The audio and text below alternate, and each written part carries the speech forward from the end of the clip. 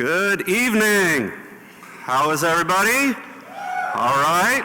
It's a great packed house, and I believe there's overflow over at Girard if some of your friends aren't here and you need to text them to head over that way.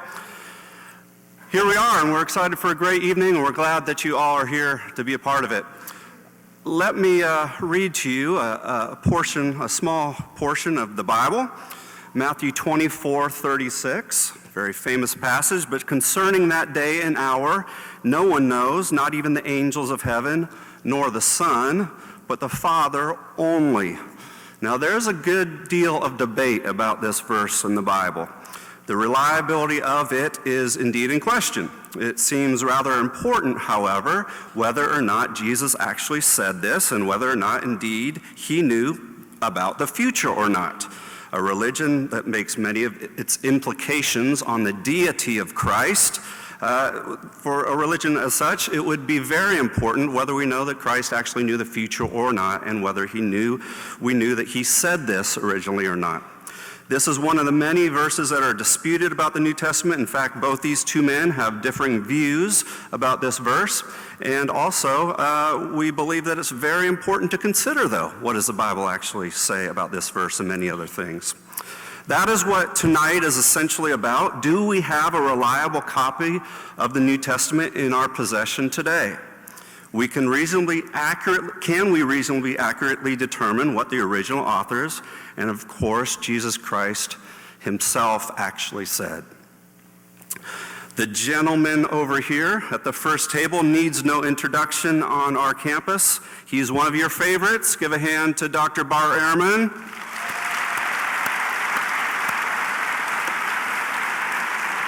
Students that I've talked to over the years count him as one of their favorite professors that challenges their thinking on the Bible for sure. He's a James A. Gray Distinguished Professor at UNC.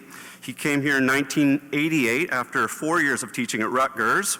At UNC, he served as both the Director of Graduate Studies and the Chair of the Department of Religious Studies. He got his undergraduate degree at Wheaton College in Illinois. Dr. Ehrman has received both his Master's of Divinity and Ph.D. from Princeton Theological Seminary, and where in his 1985 doctoral dissertation was awarded magna cum laude. Since then, he's published extensively in the fields of New Testament and early Christianity. He's written, he told us tonight, I believe, 26 books at this point, and of course, numerous scholarly articles and dozens of book reviews.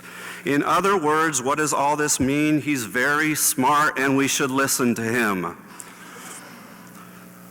Further on my left is Dr. Dan Wallace. He is Professor of New Testament Studies at Dallas Theological Seminary, where he's been tenured since 1995. He's also the founder of the Center of Study of New Testament Manuscripts. Over 70 manuscripts have been found in the last 10 years by Dr. Wallace and his team. An incredible addition to what we know about the Bible. Dr. Wallace graduated from Biola originally and then got his Master's of Theology in New Testament Studies and his Ph.D. both from Dallas Theological Seminary, where he continues now to teach full-time. He's done postdoctoral oral work at numerous European universities, and he's written over 10 books and numerous scholarly articles and review. Again, what does this all mean? He's really smart too, and we should listen to what he has to say tonight. I, on the other hand, not so much. I'm just moderating the event. My name is Miles O'Neill, and I work at one of the campus ministries here called Campus Crusade for Christ, or Cornerstone. And I have been a part of developing a website called the ehrmanproject.com, which is a website dedicated to responding to some of Dr. Ehrman's views. We are not attempting to create an argument. However, we would like to facilitate a dialogue on campus and around the country and the world, in fact. And really, that's what tonight is about, a dialogue. We hesitated to call it a debate. However, it is a debate.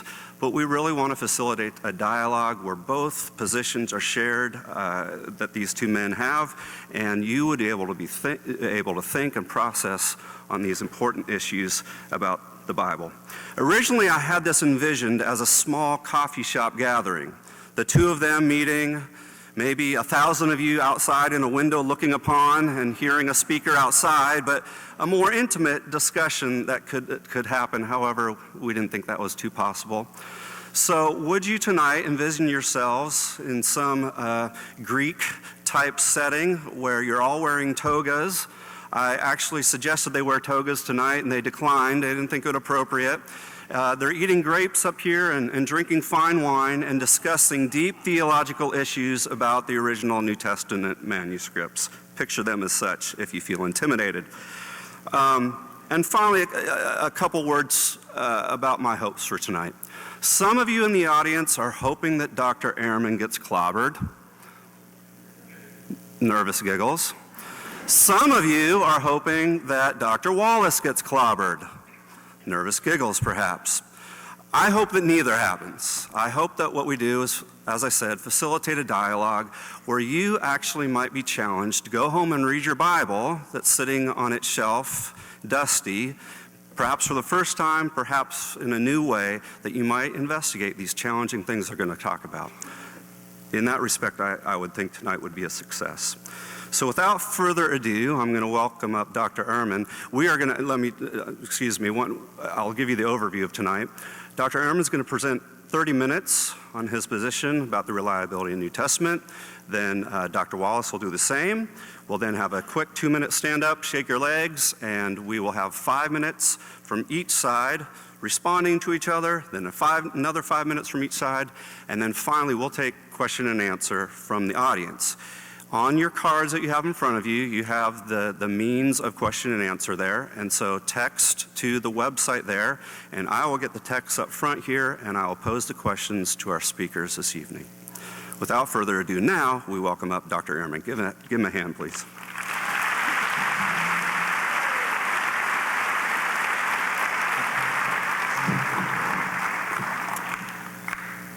Well, thank you very much. Thank you, Miles, for organizing this event and for flying in Dan Wallace to beat my rear side all over the stage. Appreciate that very much. Seems like there are a lot of students here. Am I right? How many of you have had a class with me before? How many of you never want to take a class with me? Right, okay. How many of you in here, students or otherwise, would consider yourselves to be Bible-believing Christians? Right, that would be all of you. How many of you do want to see me get creamed? Right. Let me stress something at the outset. This debate is not a debate about the validity or the importance of the Bible. Nothing that I say will be directed against anybody's belief. I will not be arguing a view that opposes the Bible in the least. Quite the contrary, the position I will be staking out is the view held by a very wide range of Bible scholars, many of whom are deeply committed Christians, as well as a number of deeply committed Christians who are not Bible scholars. The initial question seems to be missing from our overhead. Projector? Yes, we're sailing in Greece, trying to find our togas.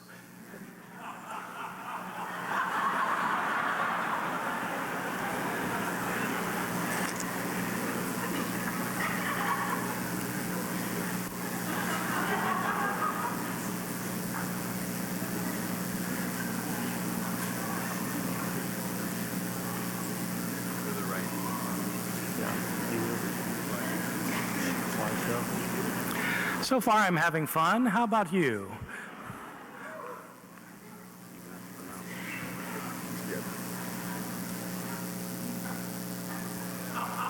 Thank you very much.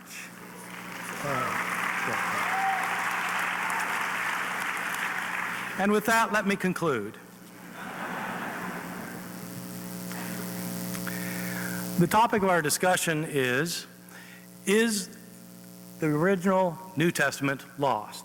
There is a very simple and forthright answer to that question, and I think Dan Wallace, in fact, will not disagree. The answer is yes. We do not have the originals of the New Testament, period. In order to understand what I mean by that, we have to realize how books were made in the ancient world. In the ancient world, when the Bible was produced, books could not be mass-produced. This was before electronic publication, Kinkos, or the printing press. Books were written by hand, and they were copied by hand. If you wanted a copy of a book, somebody had to copy it for you, or you had to copy it yourself. You copied it one page, one sentence, one word at a time. What happens when somebody sits down to try to copy a book by hand? Invariably what happens is they make mistakes, either on purpose or accidentally. Scribes who copied texts in the ancient world changed their texts. Let me explain how it worked by giving an example from the New Testament, the Gospel of Mark. We're not sure who Mark was, when he lived, where he lived. Whoever he was, he wrote a gospel. If anybody wanted a copy of this Gospel of Mark, they had to make a copy by hand, and so they did so. But invariably, they made a mistake or 2 or 3 or 20. When someone came along who wanted a copy of that copy, they copied the copy and they replicated the mistakes that the first copyist made. And they made their own mistakes. And then when a third person came along to copy the copy of the copy, they replicated the mistakes of both of their predecessors and made mistakes of their own. And it went on like this, week after week, month after month, year after year, decade after decade, century after century. The only time mistakes got corrected in the process was when somebody was copying something and realized that there was a mistake and thought that his predecessor had made a mistake and so tried to correct the mistake. The problem is there's no telling whether a person who corrected the mistake corrected it correctly. It's possible that he corrected the mistake incorrectly, in which case you have 3 forms of the text: the original text, the text that was changed, and the incorrect correction of the change. Things like that go on for a very long time. We don't have the original copy that Mark made. We don't have the first copy. We don't have copies of the copy. We don't have copies of the copies of the copies of the copies of the copies of the copies. The earliest copy that we have of Mark dates from around the year 200, probably about 130 years after the original. That's the first copy that we have, 130 years after the original. We don't have the originals of Mark or of any other book of the New Testament. The bigger question, though, is not whether we have the originals. The question is whether we can reconstruct the originals that have been lost. Can we reconstruct them or not? For many years, I thought that the answer was yes. That's going to be Dan's answer. But scholarship changed, and it became widely thought among scholars that we cannot reconstruct the original, and that it does not even make sense to talk about the originals. I started to understand why, and now I'm convinced. I can't give the full argument here, but I can mention 3 major questions that all point in the same direction. These are 3 problems in dealing with what I'm calling the original text. Problem 1 will be, what does it even mean to use the term original text? Problem 2, where are the early manuscripts of the New Testament? And problem 3, why can't scholars agree? So these are the 3 problems that I'll talk about in my 30 minutes with you. What does it even mean to use the term original text? I'm going to use one book of the New Testament as a particular example, 2 Corinthians. 2 Corinthians is one of the letters written by Paul to his congregation in the city of Corinth, one of the Pauline epistles. It can illustrate well why scholars are reluctant these days to talk about the original text on theoretical grounds.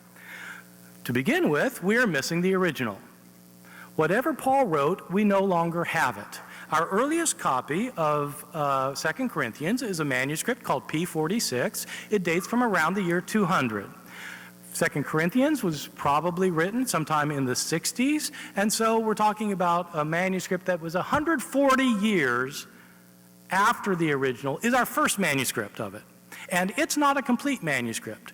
Our first complete manuscript of 2 Corinthians does not come until about the year 350. In other words, nearly 300 years of copying, with mistakes being made everywhere along the line before we have the first complete copy. So that's obviously a problem, but it's not the big problem I want to talk about. There are theoretical problems with even imagining what it might mean to call a text the original text of 2 Corinthians for several reasons. First, this first thing it might seem a little picayune and trite to you, but in fact it's actually kind of interesting. We have good evidence that Paul dictated his letters to scribes who wrote down what he said. In other words, he didn't write himself, he dictated. We have solid evidence of this in the New Testament itself. We also have solid evidence from antiquity that when scribes took dictation, they often made mistakes. They misheard a word, somebody in the room coughed, or they didn't hear it right, they weren't paying attention, they wrote something down wrong. Suppose Paul dictated what we're calling 2 Corinthians and the scribe wrote down wrong words. What is the original text? Is it the words that Paul spoke or the words that the scribe wrote down? We don't have access to what Paul spoke, just what was written down, but what was written down might have had mistakes in it. Moreover, suppose what happened was what happened frequently in the ancient world, which is that the author looked at the written text once it had been written down and made corrections to it. Then what is the original text? Is the original text what the scribe originally wrote, or is it what Paul corrected? If it's what Paul corrected, then we're in the ironic situation that the later form of the text is being called the original text. And that could have happened a lot. But as I said, you might think that's a kind of a minor matter, and it's not the biggest problem. It's just an interesting problem. There's a bigger problem with respect to Paul writing 2 Corinthians, which is that Paul did not write 2 Corinthians. Paul did not write the letter of 2 Corinthians as it has come to us today. Scholars have long recognized for over a century that 2 Corinthians is made up of at least 2 different letters that have been spliced together. Chapters 10 through 13 do not come from the same letter as chapters 1 through 9. Not only that, there's a large number of scholars in both the United States and in Europe who maintain that 2 Corinthians, in fact, is made up of 5 separate letters that Paul wrote. In other words, Paul wrote 5 letters, and they were put in circulation and were copied and changed. 5 letters. These were circulated and changed until somebody created our 2 Corinthians by taking parts of these 5 letters and cutting them and pasting them together. This is a standard view in scholarship. You will find this taught in every major research university in North America, what I'm telling you now. This is not some kind of crazy idea that a particularly liberal professor at Chapel Hill thinks, although it is that. But it's not just that. This is standard fare in virtually everybody who's a critical scholar agrees with what I've just told you. But what does that mean then? Somebody created the letter some years, maybe a couple of decades after Paul wrote, so that Paul didn't create 2 Corinthians. Paul created up to 5 letters that had been in circulation and probably changed that were then combined into 2 Corinthians with a lot of the stuff cut out and other stuff put together. Then this letter, this amalgam, is put in circulation, and it's changed over time.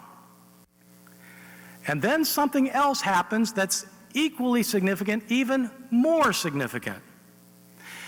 It was argued over 50 years ago by one of the great scholars of the world of textual criticism, a man named Günther Zuntz, that around the year 100, some editor came along and collected the letters of Paul into one manuscript. That there were separate letters that were floating around, being transmitted here, there, and the other, and somebody collected them into a collection, and this collection was published. This editor who collected the letters put the letters together and possibly put his own stamp on them. In other words, edited these letters to make them fit together into the collection.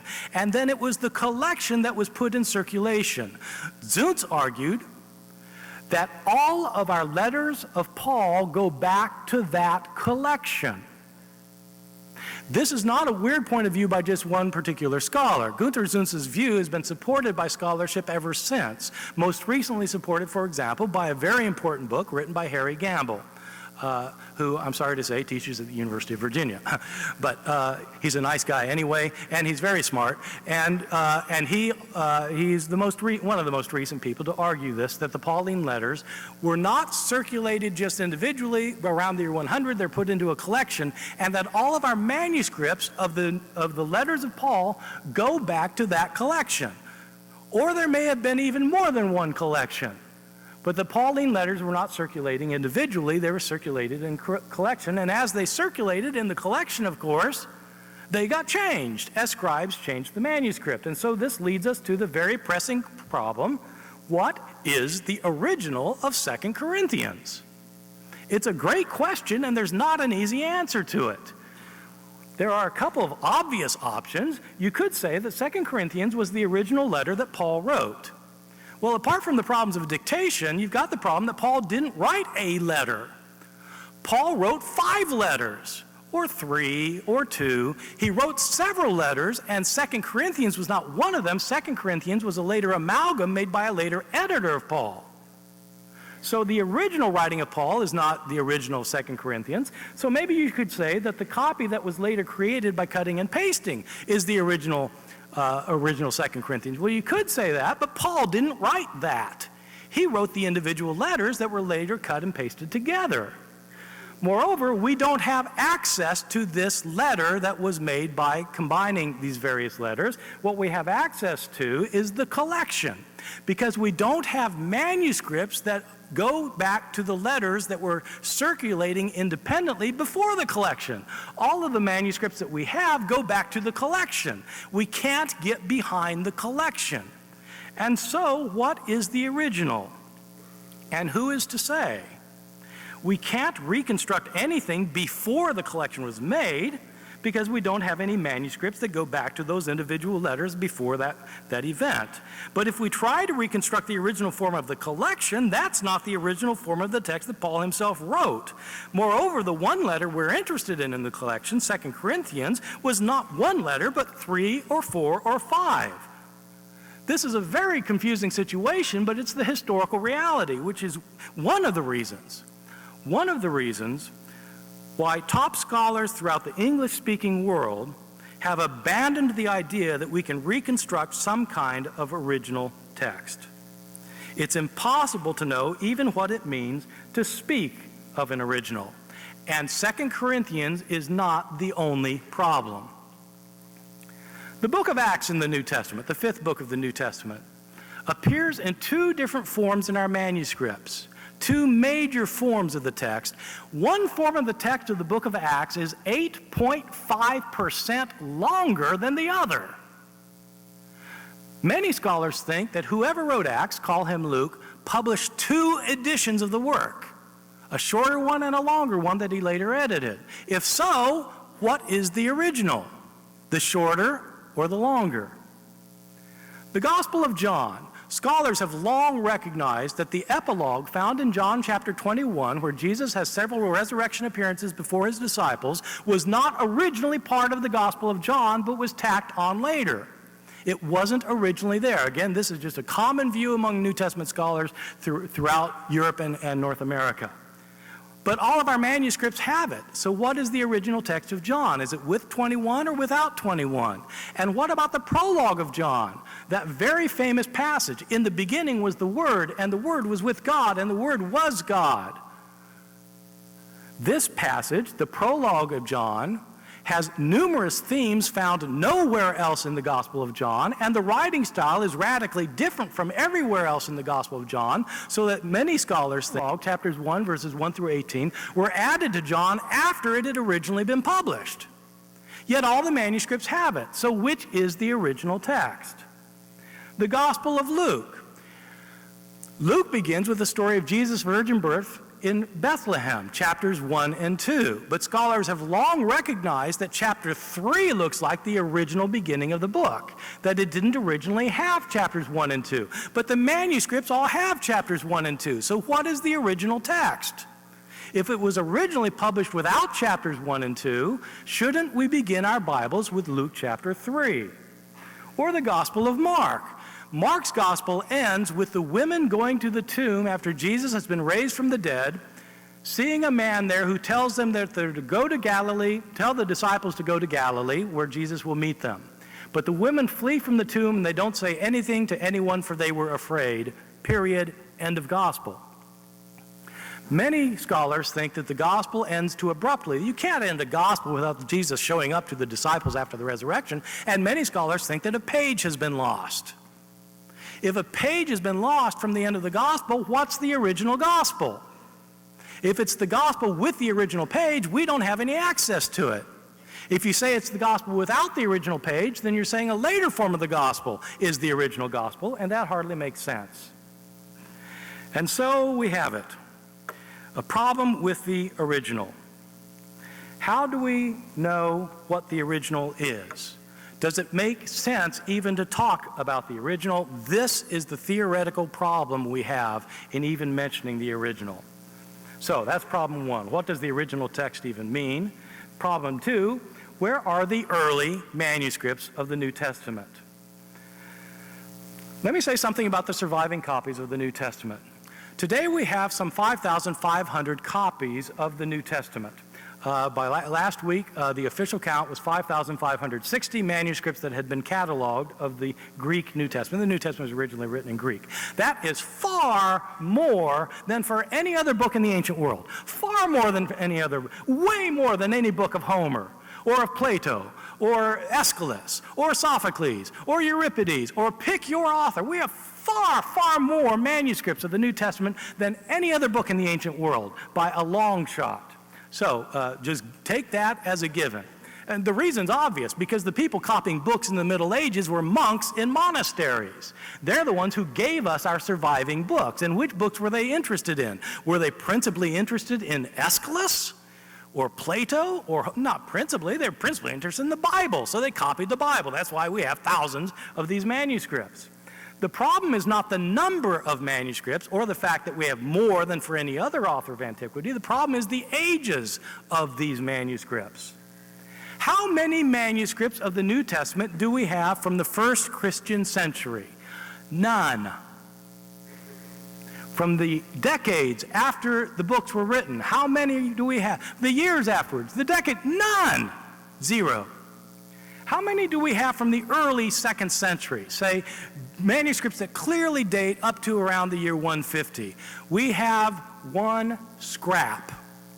This is it. This may look big because it's a big screen. This is the actual size. It's the size of a credit card. It's written on both front and back. It's from John chapter 18. It has several verses on it. You can see this little scrap has parts of 7 lines on it. It's a very important manuscript because it's the earliest one we have. It's the early 2nd century, and it is the only manuscript we have from the early 2nd century. That's it. How many complete manuscripts do we have from the 2nd and 3rd centuries? We're not just talking about decades now after these things were originally written and copied and mistakes made and mistakes replicated and then more mistakes made and more replicated. We're not talking about years or decades. We're talking about centuries. How many complete manuscripts do we have from the 2nd and 3rd centuries? None. Zero.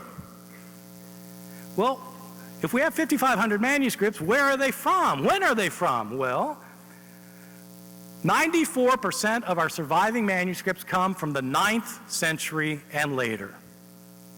94% come from the 9th century, which is great if you want to know what the Bible looked like when Christians were reading it in the year 890. But if you want to know how they were reading it in the year 70, you've got a problem, because you don't have manuscripts from that period. If you wanted to make a stack of the Bibles that are available to scholars today in manuscript form, the stack would go up to the ceiling. If you want to make a stack of the manuscripts that were made within, say, 60 or 80 years of the production of these books, you wouldn't be able to see the stack if we put it on the stage, because there's hardly anything. Let me say a few more things about the surviving copies of the New Testament and point out some of the problems we have with the surviving manuscripts. First, number of mistakes. I've told you that when scribes copy manuscripts, they make mistakes. And maybe you're thinking, yeah, well, says you. Is there like evidence of this, or is this just one of your other crazy opinions? Well, again, it is one of my crazy opinions, but there turns out to be evidence. We have 5,500 manuscripts of the New Testament. It is striking that when you compare these with one another in detail, no two of them are exactly alike in their wording. They all differ. Why do they differ? Because people are changing the text. Well, how many differences are there exactly? So, scholars have wondered about this for over 300 years. In the year 1707, there was a famous scholar named John Mill, who was an Oxford scholar, not related to John Stuart Mill, whom you may have heard of before. This is a different John Mill. John Mill spent 30 years of his life studying the manuscripts available to him. He had about 100 Greek manuscripts that he could examine. And he had the quotations of the New Testament in the ancient translations of the New Testament into Coptic and Syriac and Latin and so forth. And he had some quotations of the New Testament in the writings of the church fathers. And he had a bunch of evidence. And he looked at this evidence. And in 1707, after 30 years of labor, he published a book called the Novum Testamentum Graeci, the Greek New Testament. In this book, he gave a few lines of the text of the New Testament, and then below it indicated places where the manuscripts he looked at differed from one another. So this was an apparatus of readings. The apparatus showed where the manuscripts differed from one another.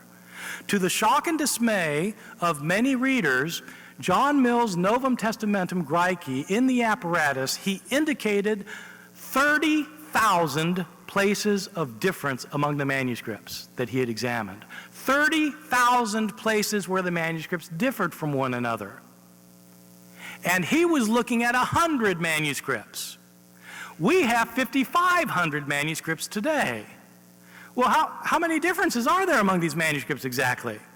No one knows, because no one's been able to count them all. Some scholars say 200,000 differences. Some say 300,000 differences. Probably more accurately, 400,000 differences. It's easiest to put it in comparative terms. There are more differences in our manuscripts than there are words in the New Testament. That's a lot of differences. Well, those are the differences we have. What about differences that were put into the manuscript before our surviving copies started appearing? Our New Testaments today, our Novum Testamentum Graeci, are largely based on manuscripts produced in the 4th century. Sometimes manuscripts in the 3rd century are helpful, sometimes they're extremely helpful, sometimes they're relatively full, but for the most part, our Greek New Testaments agree with manuscripts found in the middle of the 4th century, 2 manuscripts in particular. These 4th century manuscripts differ significantly from the manuscripts of the 9th century. The 4th century manuscripts we rely on differ significantly from the ones from the 9th century. If they differ significantly from the 9th century manuscripts, why should we think that they are very similar to the manuscripts of the 1st century? We simply can't tell because we don't have any 1st century manuscripts to compare them to. But there are several things that we can say. Our earliest surviving manuscripts, the papyrus manuscripts that are very old, older than the 4th century, differ from one another more than the later manuscripts differ from one another, and the early manuscripts differ more from the later manuscripts than the later manuscripts differ from one another. This shows that the early transmission of the text was not carefully controlled. Moreover, the scribes who produced these earliest manuscripts, as a rule, appear to be much worse than the later scribes. As a matter of fact, it is generally conceded by textual scholars throughout the world that the most radical changes to the text of the New Testament were made during the first 150 years of its transmission. During the first 150 years is when most of the changes were made, but those are the centuries for which we have no manuscripts. The later manuscripts that we do have were all based on those earlier ones that were lost that appear to have been quite different from one another. What possible grounds could we have for assuming that the earliest manuscripts, whose copies we don't have, produced highly accurate accounts. What evidence could we have? We don't have evidence. How important are all these mistakes? 400,000 mistakes. How important are they? Two things to say. First, most of these mistakes, in fact, are not important at all. Let me stress this point, as I think Dan will probably want to stress it as well. Most of the mistakes we have in our manuscripts are completely insignificant, immaterial, and matter for nothing more than to show that scribes in the ancient world could spell no better than students can today. And scribes didn't have spell check. I mean, I don't know about Dallas Theological Seminary, but at UNC, it's a complete mystery. How do students turn in papers with misspelled words? I mean, the computer tells you it was misspelled. I mean, how smart do you have to be? It's got a red line under it. Anyway, scribes didn't have that luxury. Scribes didn't even have dictionaries. Scribes often didn't care how they spelled words. We know that scribes didn't care how they spelled words because sometimes you have a scribe writing the same word on 3 lines in 3 different ways. He just didn't care. And all 3 would count as a difference.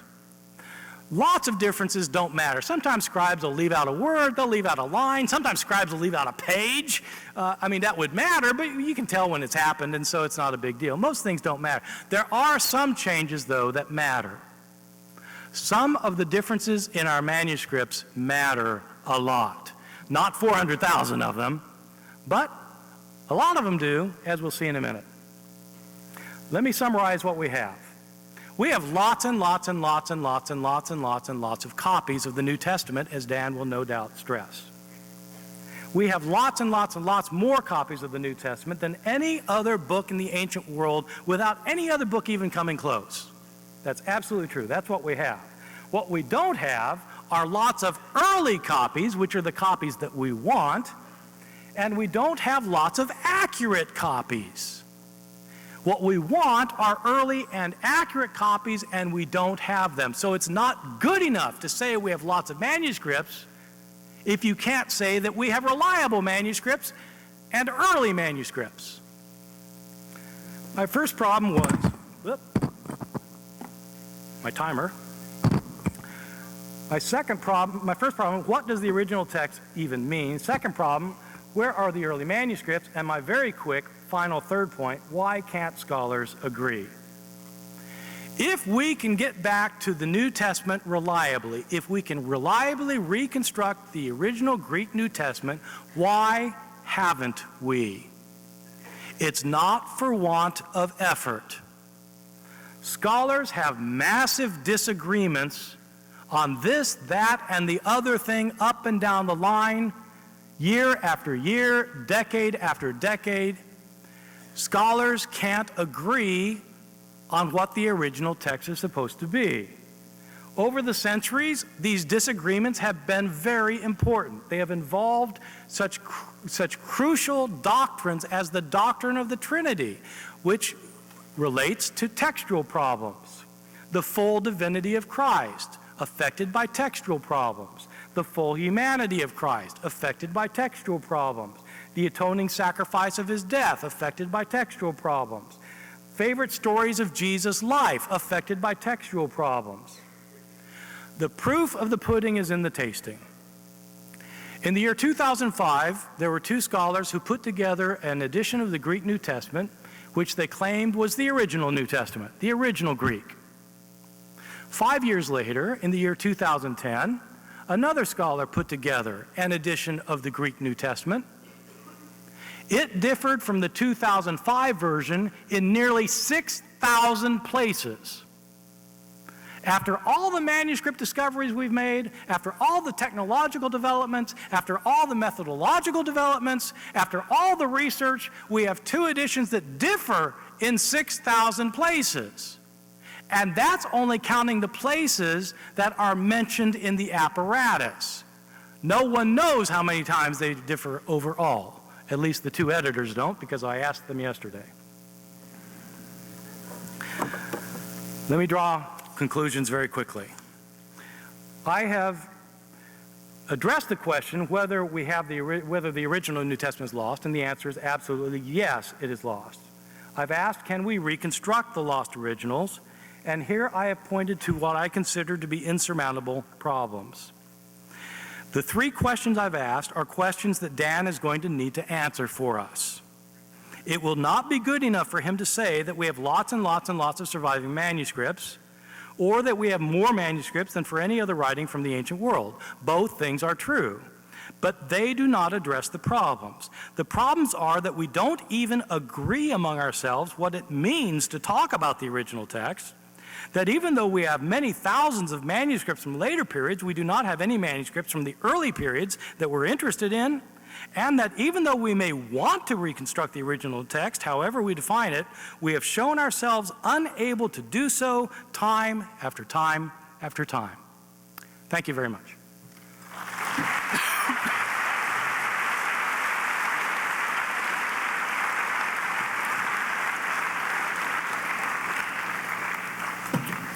Thank you, Dr. Ehrman. We will now bring up Dr. Dan Wallace from Dallas Theological Seminary, and he will give us 30 minutes on his perspective.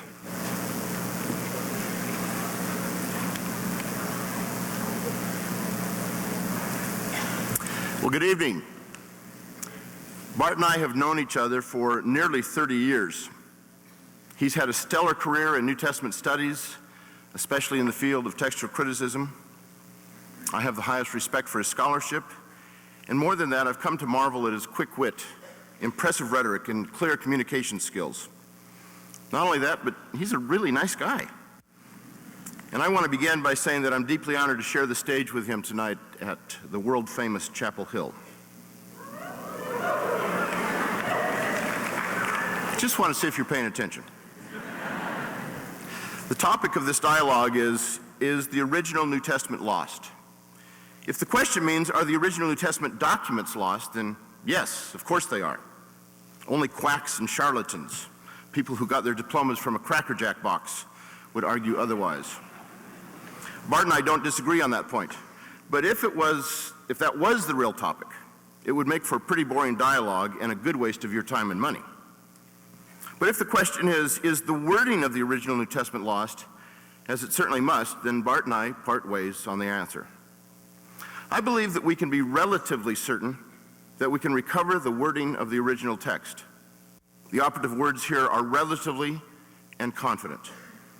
I believe that the wording of the originals is not lost, but can be found somewhere in the existing manuscripts. But the question of how certain we can be that we have found it really is a different matter, which is, in a sense, a response to his last question: why do scholars disagree? I will also argue that although scribes changed the wording of the text for all sorts of reasons, they were unsuccessful in eradicating the wording of the original. It was both the orthodox scribes and the unorthodox who tampered with the text. Well, before we get into the topic directly, I should mention two attitudes that rational people will avoid. Total despair or radical skepticism is the first, and absolute certainty is the second. On the one side are King James only advocates. They're absolutely certain that the King James Bible in every place exactly represents the original text. I've actually heard them say, if the King James Bible was good enough for St. Paul, it's good enough for me. Usually with a West Virginia twang. But this attitude is also one that many church-going, Bible-believing Christians embrace without realizing that their modern translations change with each new edition. On the other side are a few radical scholars who are so skeptical that no piece of data, no hard fact is safe in their hands. It all turns to putty because all views are created equal. If everything is equally possible, then no view is more probable than any other. Their mantra is, we really don't know what the New Testament originally said, since we no longer possess the originals and since there could have been tremendous tampering with the text before our existing copies were produced. Such skepticism over recovering the wording of the original text flies in the face of both reason and empirical evidence. These two attitudes, absolute certainty and radical skepticism, are like driving on the mountain roads in Greece. Drive too far to the left, and you will have a head-on collision with a tourist bus. Drive too far to the right, and you will end up flying off the cliff where the guardrail should have been. Rational people recognize that both extremes result in disaster, and that the only proper course is one of moderation. Now, there's 4 questions that I want to address tonight. First of all, how many scribal changes are there? What kinds of textual variants do we have? What theological beliefs depend on textually suspect passages? And finally, the bottom line, is the original New Testament lost? Well, I want to begin with the number of the variants. Let's begin with a definition of a textual variant. It's any place among the manuscripts in which there is variation in wording, including word order, omission, or addition of words, even spelling differences. The most trivial changes count, and even when all the manuscripts except one say the same thing, that lone manuscript's reading counts as a textual variant. And if 1,000 manuscripts read Jesus in one place, and another 1,000 read instead Christ, that also counts as only one variant. The best estimate is that there are between 300,000 and 400,000 textual variants among the manuscripts. I'm inclined towards the higher number. And yet there are only about 140,000 words in the New Testament. Now, if this were the only piece of data we had, it would discourage anyone from attempting to recover the wording of the originals. But that's not the whole story. The reason that we have a lot of variants is that we have a lot of manuscripts. It's simple, really. No classical Greek or Latin text has nearly as many variants because they do not have nearly as many manuscripts. If there were only one copy of the New Testament in existence, it would have 0 variants. Yet several ancient authors have only one copy of their writings still in existence, and sometimes that lone copy is not produced for a millennium or more. But a lone late manuscript would hardly give us confidence that that single manuscript duplicated the wording of the original in every respect. This was recognized 300 years ago by the brilliant textual scholar Richard Bentley in his work Remarks Upon a Discourse of Free Thinking. Now, Bentley was commenting on John Mill's work of 1707 that Bart had mentioned, where he discovered the 30,000 variants after collating 100 New Testament manuscripts. And Bentley sees this as a very positive thing for helping us to get back to the original. If there had been but one manuscript of the Greek Testament at the Restoration of Learning about 2 centuries ago, then we would have had no various readings at all. And would the text be in a better position then than now that we have 30,000 variant readings? It's good, therefore, to have more anchors than one, and another manuscript to join the first would give more authority as well as security. Bentley penned those comments in 1713 when only 100 New Testament manuscripts had been examined. Today, in Greek alone, we have more than 5,600 manuscripts. Many of these are fragmentary, especially the older ones. But the average Greek New Testament manuscript is over 450 pages long. Altogether, there are more than 2.5 million pages of text, leaving hundreds of witnesses for every book of the New Testament. And Bentley was right. The Greek New Testament of his day has about 5,000 differences from the critically reconstructed Greek New Testament of today. As more and more manuscripts have come to light, we are getting closer and closer to the wording of the original. Because of the early Christians' desire to spread the good news about Jesus' death and resurrection, the New Testament was early on translated into a variety of languages: Latin, Coptic, Syriac, Georgian, Gothic, Ethiopic, Armenian, Old Church Slavonic, and a host of others. There are about 10,000 Latin manuscripts of the New Testament alone. No one really knows the total number of these ancient translations, but the best estimates are that there are more than 5,000, plus the 10,000 in Latin. Altogether, including Greek, we have at least 20,000 manuscripts of the New Testament in various languages. Now, if someone were to destroy all those manuscripts, we would not be left without a witness. And that's because leaders of the ancient church, known as church fathers, wrote commentaries on the New Testament, and they did not have the gift of brevity. To date, approximately 1 million quotations of the New Testament by the fathers have been recorded.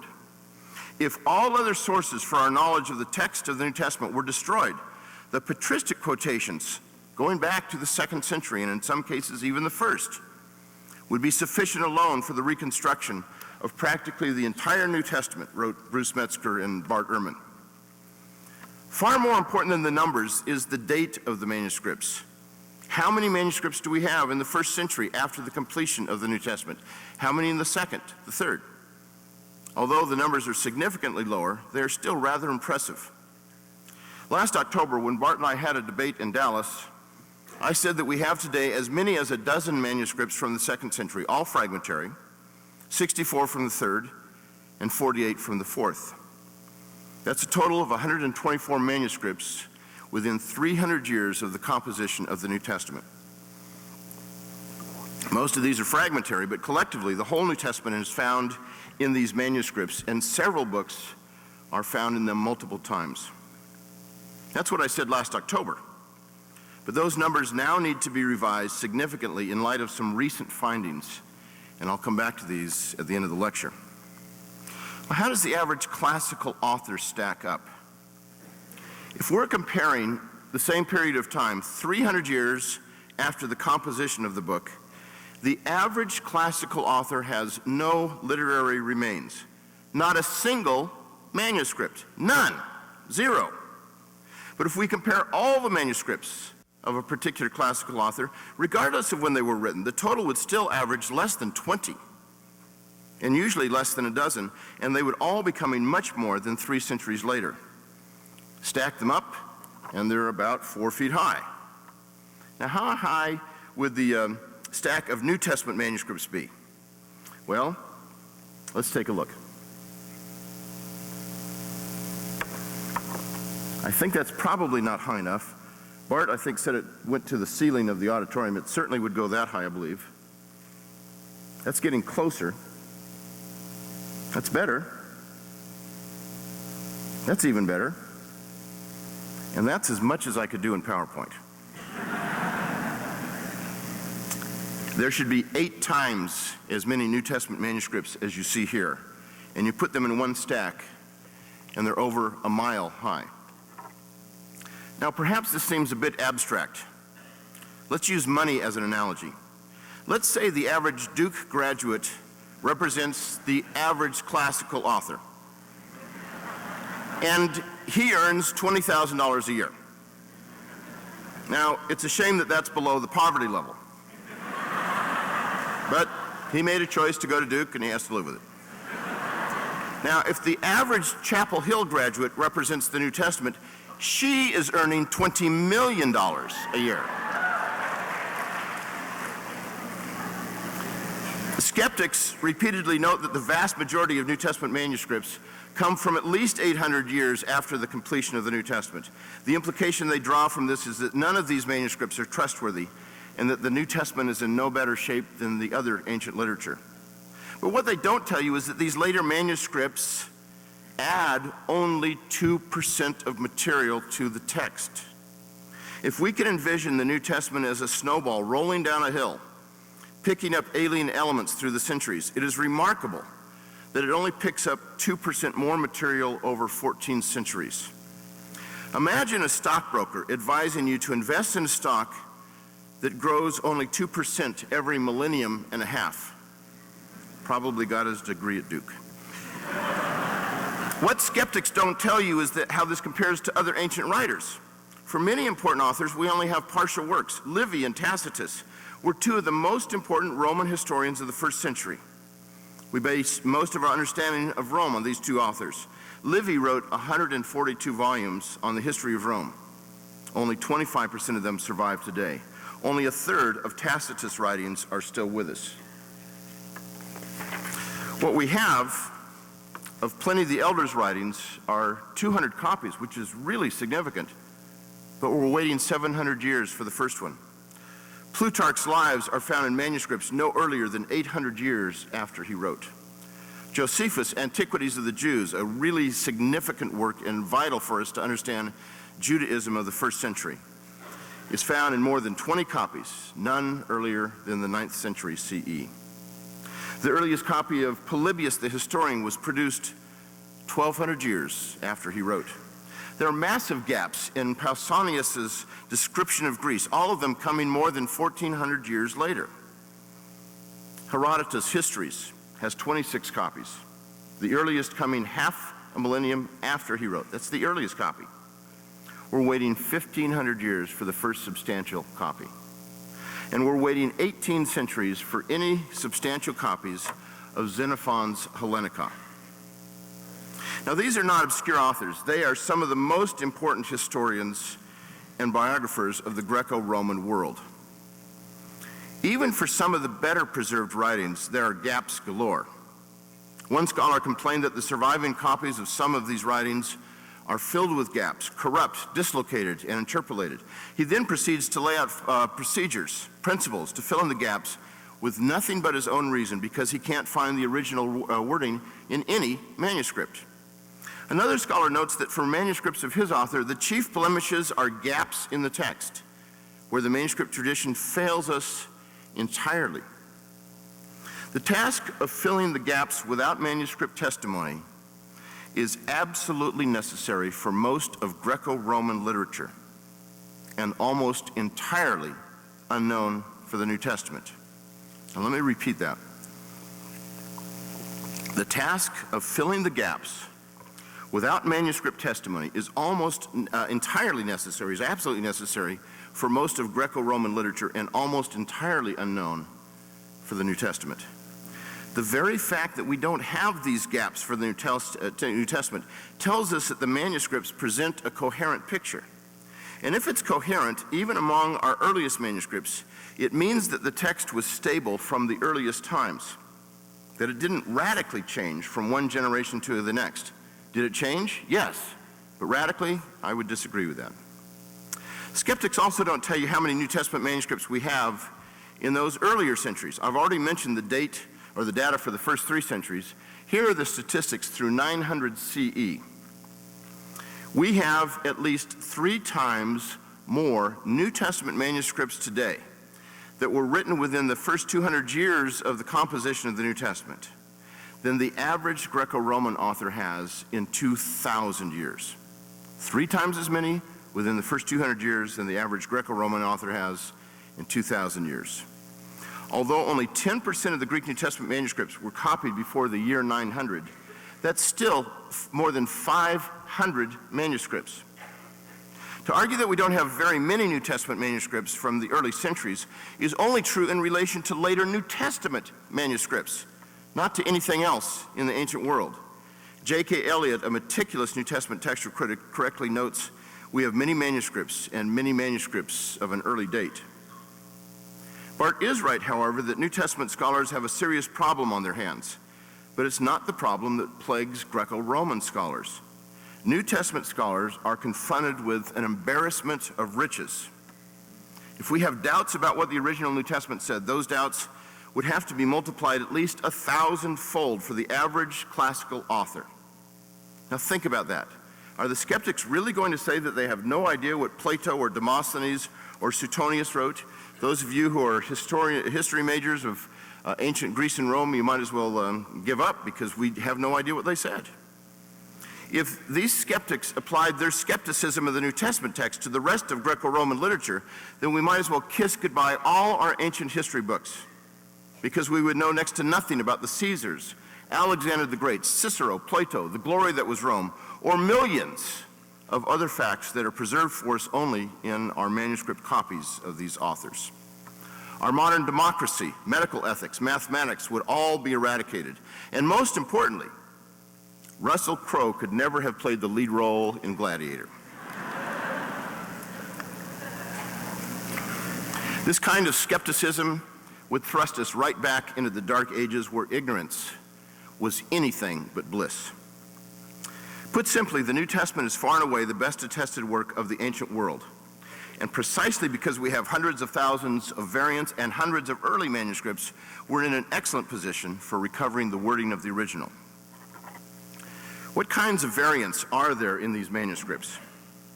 More than 99% make no difference at all. For example, the most common variant involves spelling. And this is a very common variant. It's far away. Oh, sorry. I was at Duke earlier today. The most common spelling variant involves a movable nu. You know, when you put N on a word in English and the next word starts with a vowel, an, apple, a book, that kind of thing. Greek does the same thing, but not all the scribes put that new on there. And so some of them said a book, a apple. You know, but it means the same thing. The smallest group of variants are those that are both meaningful and viable. What I mean by meaningful is that they change the meaning of the text to some degree. And viable means that they have a good chance of representing the original wording. Less than 1% of all textual variants fit this group, as Bart and I would both agree. For example, I'll just give a couple of illustrations. Mark chapter 9, verse 29. Jesus' disciples went out to cast out some demons, and they were unsuccessful. And Jesus said, this kind can come out only by prayer. Some manuscripts, most later manuscripts have, and fasting. So were those demons the kind that needed to be cast out by prayer and fasting, or would prayer do it alone?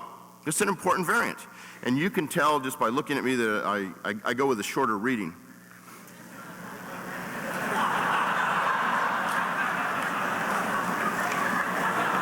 So I'm hiding behind the podium so you really can't look at me.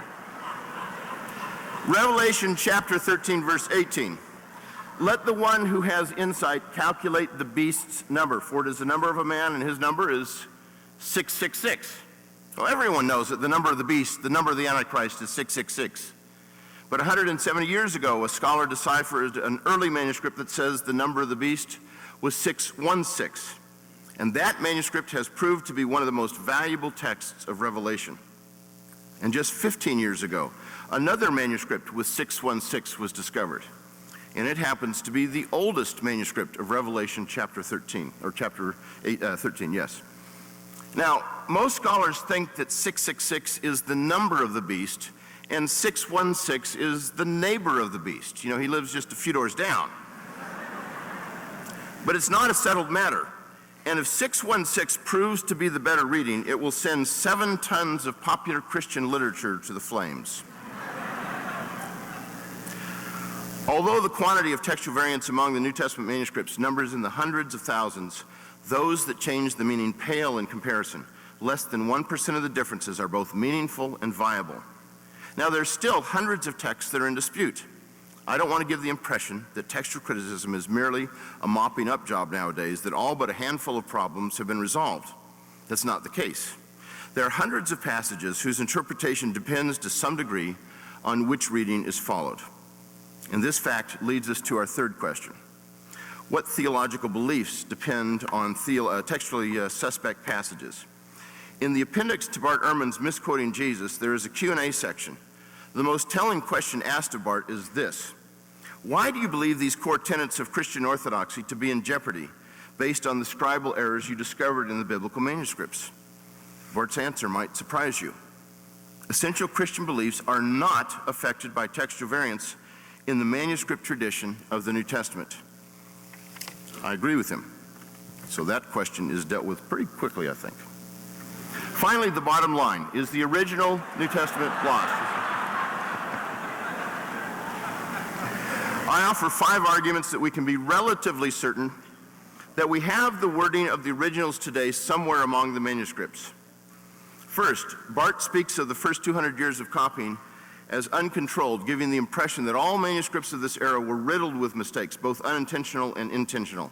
The scribes, it seems, were undisciplined and wild, freely adding or subtracting words whenever they wanted to. But if that is the case, then scholars are in an excellent position for finding the original, because there's no conspiracy, only chaos. Early copies were made in Alexandria, Rome, Antioch, Jerusalem. Then copies were made of those copies, and copies were made of those copies. We may not have the earliest copies, but we do have the copies of the copies of the copies. The very fact that they differ from one another shows that there was no conspiracy to produce just one kind of text. We have Greek manuscripts, early translations, and comments on the New Testament by church fathers that span the ancient Mediterranean world as well. The fact that they disagree often, as much as 10% of the time, means that there was no conspiracy, and that most likely the original wording can be found in them somewhere. And when they agree, we have the highest certainty that they represent the wording of the original text. But what happens when these witnesses disagree? How can we determine which of them are better than others? Well, the standard introduction to New Testament textual criticism by Bruce Metzger, the man whom Bart describes as the best textual critic of the 20th century, puts things in perspective. It would be a mistake to think that the uncontrolled copying practices that led to the formation of the Western textual tradition were followed everywhere that texts were reproduced in the Roman Empire. In particular, there's solid evidence that in at least one major see of early Christendom, the city of Alexandria, there was conscious and conscientious control exercised in the copying of the books of the New Testament. Textual witnesses connected to Alexandria attest a high quality of textual transmission from the earliest times. It was there that a very ancient line of text was copied and preserved. Now, we can illustrate this pure Alexandrian stream with three manuscripts that Bart and I would both agree are three of the best manuscripts of the New Testament, and he's already talked about two of them. Two of these, Codex Sinaiticus and Vaticanus, are both from the 4th century. Here's a picture of Codex Sinaiticus to begin with. They were produced by professional scribes. There are thousands of differences between them, the vast majority of these of no consequence, and yet together, these two manuscripts attest to a very ancient, very pure form of text. The fact that there are so many differences between them shows that neither one was copied from the other, and the remarkable similarities between them shows that they share a common ancestor, but one that is several generations older than these two manuscripts. It must have been produced in the 2nd century, and most likely early in the 2nd century. That's the conclusion that two British scholars came to 130 years ago, before any of the early papyri were discovered. And remarkably, their judgment has been vindicated by the discovery 60 years ago of a very important manuscript, P75. This manuscript is closer to Vaticanus than it is to any other manuscript. P75 is 100 to 150 years older than Vaticanus, and yet it is not its ancestor. Instead, Vaticanus copied from an earlier common ancestor that both Vaticanus and P75 were related to. The combination of both of these manuscripts goes back most likely to early in the 2nd century, and in combination with Sinaiticus, this is a strong argument for the authenticity of the words in question. But is P75 an anomaly? Are there any other manuscripts that are like it that are both early and accurate? Yes, at least 17 of them, and they include portions of 14 New Testament books with nearly 500 verses found among them. Although many of our early papyri were done sloppily, not all of them were. These 17 papyri confirm that Codex Vaticanus and Codex Sinaiticus are excellent manuscripts whose ancestry reaches back to the earliest times. Even though these two manuscripts are from the 4th century, their wording is that of a text that is hundreds of years earlier. Now, P75 is valuable in another way. The scribe who produced it was not a professional. He wasn't trained in copying literary documents. His writing was legible, but it looks pretty much like chicken scratches. But he was careful. He wrote one letter at a time, and the mistakes that he made are easily detectable. In fact, almost all of the oldest manuscripts were made by scribes who were not professionally trained, but the kinds of alterations they made are almost always unintentional. It would be like a scribe who copies out the preamble to the Constitution by writing, "We the people of the United States," in order to form a more perfect onion. Mistakes of this sort, as every textual critic knows, are the easiest to detect and the easiest to correct. It's a simplistic and misleading argument to claim that since the earliest scribes made the most mistakes, that these mistakes hide the wording of the original.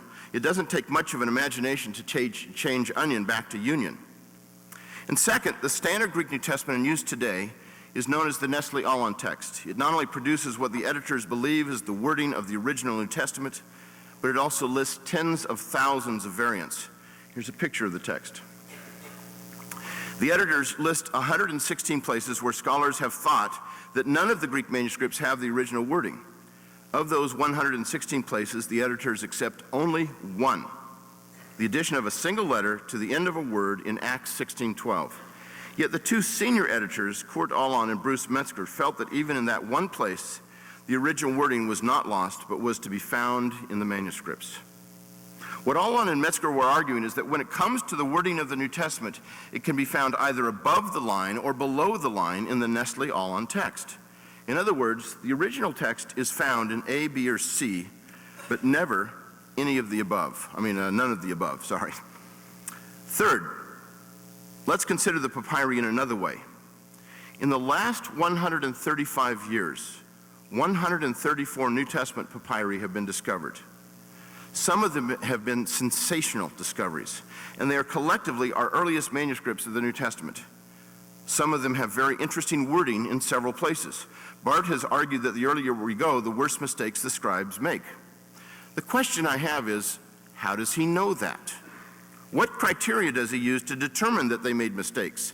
Either such errors are patently obvious, like onion for union, or he is judging these early papyri by later manuscripts that have an excellent pedigree, later manuscripts whose wording reaches back to the time before our earliest papyri.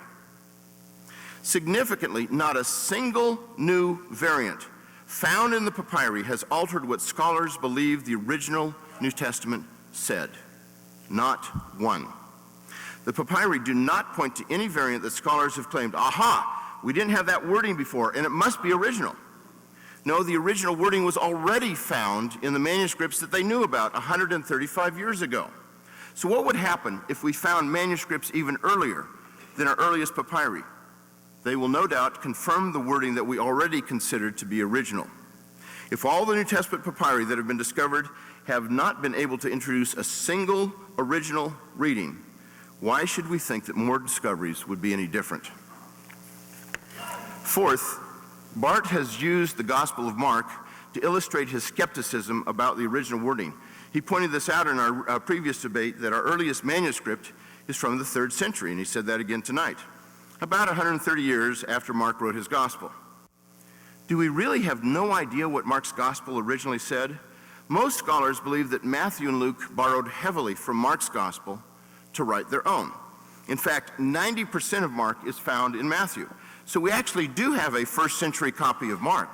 It's the one that Matthew used. However, Matthew not only copied Mark, he also changed it. Matthew removed Mark's redundancies, smoothed out his awkward phrases, cleaned up his grammar, and portrayed Jesus in a different light. But did Matthew have a perfect copy of Mark's Gospel to work from?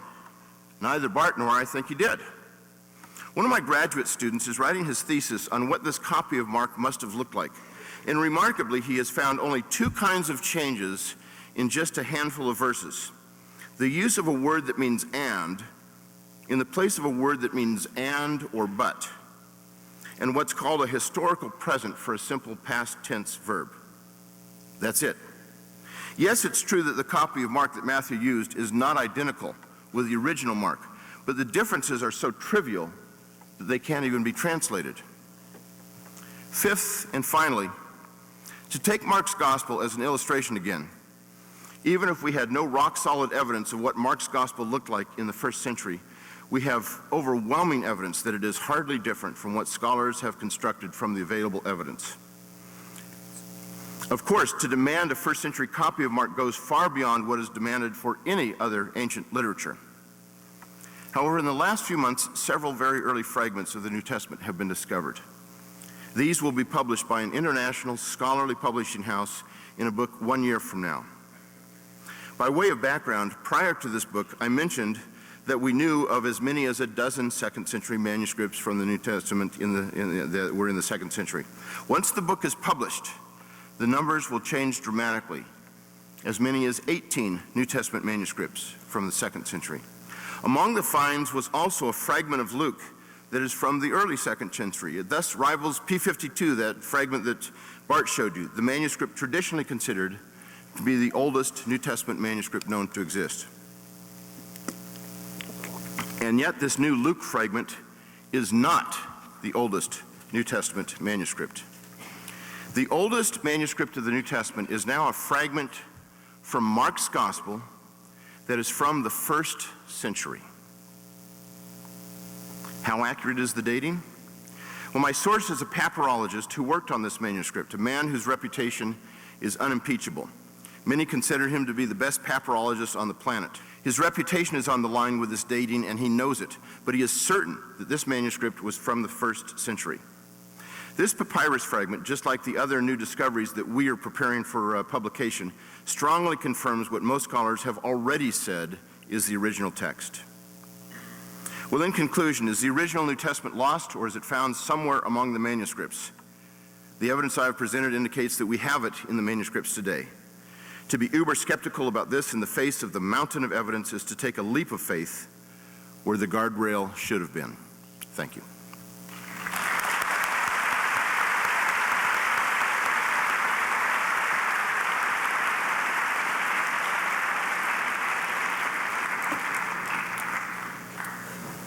We're actually going to take a 2-minute stand-up break.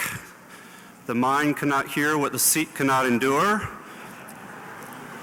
And we'll start again with Dr. Ehrman's response in 2 minutes.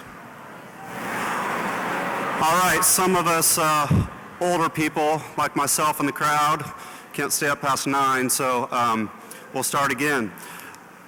I want to take a couple seconds to thank both the sponsors of the EhrmanProject.com and also SAFO, who is the Student Activities Funds organization who provided the funding for this event. So we're thankful to them. And here we have Dr. Ehrman with 5 minutes responding to Dr. Wallace.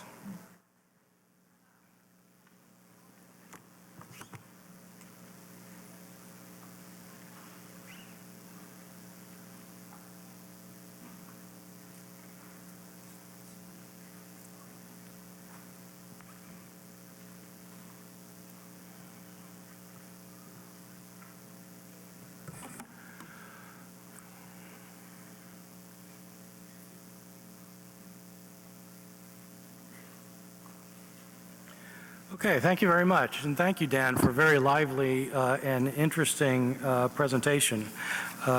It's always enjoyable to have a dialogue with somebody who is completely competent in the field. I want to deal with several things in the short time that I've got. First of all, I believe that when Dan kept saying radical skeptic, I think he was referring to me. I'm not completely sure about it, but I think that's what he had in mind. The term radical refers to a radical view is a view that is so extreme that very few people hold it. The views I laid out for you are not radical in that sense at all. In fact, they are widely held among scholars in this field. Arguably the most erudite scholar in North America in recent decades is the lately deceased William Peterson, whose book, Collected Essays, came out 2 weeks ago, who argues in essay after essay that it does not make sense for us any longer to talk about the original text. The senior person in the field of New Testament textual criticism in North America is named Eldon Epp. He teaches the text criticism seminar at Harvard University. He also has written essays arguing that it no longer makes sense to talk about the original text. The chair of the New Testament textual criticism section of the National Society of Biblical Literature meeting is Anne-Marie Lyondike, who is a professor of religion at Princeton University. She also does not think that it makes sense to talk about the original text. Her predecessor in that field was Kim Haynes-Eitzen, who is chair of the Department of Religion at Cornell University. She also does not think that we can talk about getting back to the original text. The leading scholar in the field in the English-speaking world is David Parker, who teaches at the University of Birmingham in England. He's written an entire book arguing that you cannot get back to the original text and it doesn't make sense to talk about the original text. These are not extreme views. These are the views of the leading scholars in the English-speaking world. What about Dan's comments? He made several points that in fact were points that I stressed. He stressed them a little bit more. He wanted to stress that we have lots and lots of New Testament manuscripts that you could stack them up a mile high. That's absolutely right. He also insisted that we have more text than we have for the classical authors. That's absolutely right. I agree with both points, but they are not really the key point.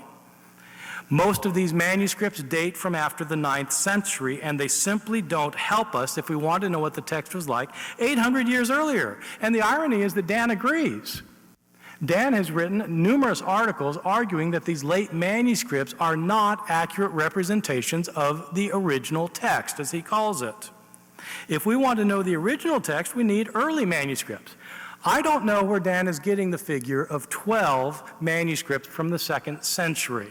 I have in my hand the official listing put out by the Institute for New Testament Textual Research in Münster, Germany. I checked it again last night.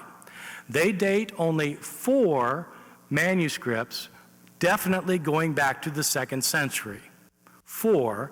These 4 make up 42 verses altogether. 42 verses out of the nearly 8,000 in the New Testament are what is represented in these 2nd century manuscripts. Dan has wanted to argue on several occasions that the fact we have so many variants is a good thing, not a bad thing.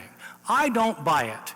If we wanted to have a copy of the Declaration of Independence, and what we had instead were 5,000 copies, and these 5,000 copies of the Declaration of Independence differed from one another in 400,000 ways, would you seriously think that was better than having 5,000 copies that didn't disagree at all? And it's not necessary for handwritten texts to have this many errors. If you know anything about Jewish copying practices through the Middle Ages, how Jews copied the Hebrew Bible as opposed to Christians copying the New Testament, Jews made sure there were no mistakes and there were not variant readings. We don't need these variant readings. We could do without them. We're not happy we have them because we have to weed through them. Dan has argued that in Alexandria, at least, we had an accurate text. That's true for when we actually had a text that came to Alexandria. My time is virtually up. I'm going to leave with 3 questions for Dan. First, I want him to answer the question that I raised throughout my talk. What does he mean by the original text? For example, of 2 Corinthians. Second, some of the worst scribes on record were the earliest scribes. Everybody agrees on this. How good then were the scribes copying texts before the worst scribes? That is, what evidence do you have that the earliest scribes were competent at all? It won't do to say that we have a copy of Mark and Matthew and Luke precisely because Matthew and Luke differ in numerous places when they're citing Mark.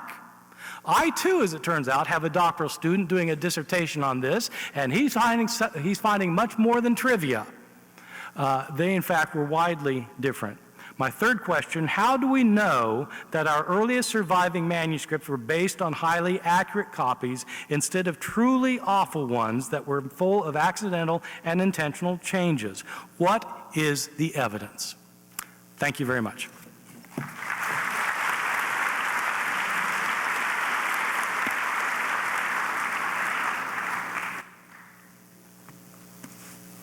Well, I'm at a bit of a disadvantage because Bart got to present first and then got to ask questions of me, and now it looks like I am supposed to answer his questions, and I'll do that, but I'll also ask him some as well. What do I mean by the original text? I mean the text as it left the hand of the author when it was dispatched to his readers.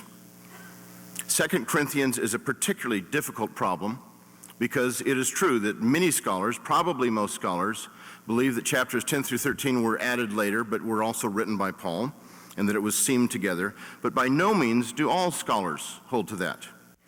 But either way, it is a difficult problem, and I fully admit that for Bart. But I don't think 2 Corinthians is representative of most of the New Testament books. It's an exceptional book in that respect. The original text, then, is the text as it left the hands of the author. Now, Bart mentioned that sometimes the original scribe who was copying it down for the author may well have made mistakes, and I would agree with that too. I think that the author would have corrected those places because Paul notes, for example, that he signs off on his letters, and if he's signing off on them just like a businessman who's signing off for his administrative assistant who's typed up a letter, he's signing that document to say this really is authoritative, it really is from me. Bart mentioned also Mark 16 as an illustration along these lines, that we don't have the original text of the end of Mark's gospel anymore. That may be true. However, it's by no means the only opinion out there, and I would say it's not even the majority opinion. He suggested that perhaps the last leaf of Mark's gospel fell off. That would be true if Mark's gospel were originally, or it could be true, if Mark's gospel were originally written as a codex. That's our modern book that's bound on one side with pages. Most of you have not seen a codex because you only know the scroll on your computer screen. That's older technology. But if Mark's gospel was written on a scroll, as it almost surely was, then that last leaf would be the most protected. It's like turning back your scrolls into the Blockbuster video. You have to rewind the darn thing. That's before everybody's age here, I guess, isn't it? It goes back to VCR times.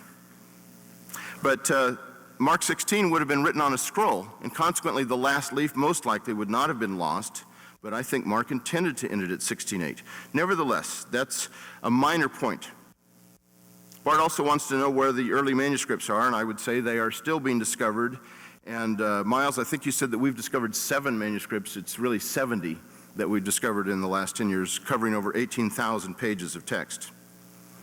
Bart also asked, why can't scholars agree? And he said there's 2 texts that came out in 2005 that both presented the text as original, the original New Testament. They disagree in 6,000 places.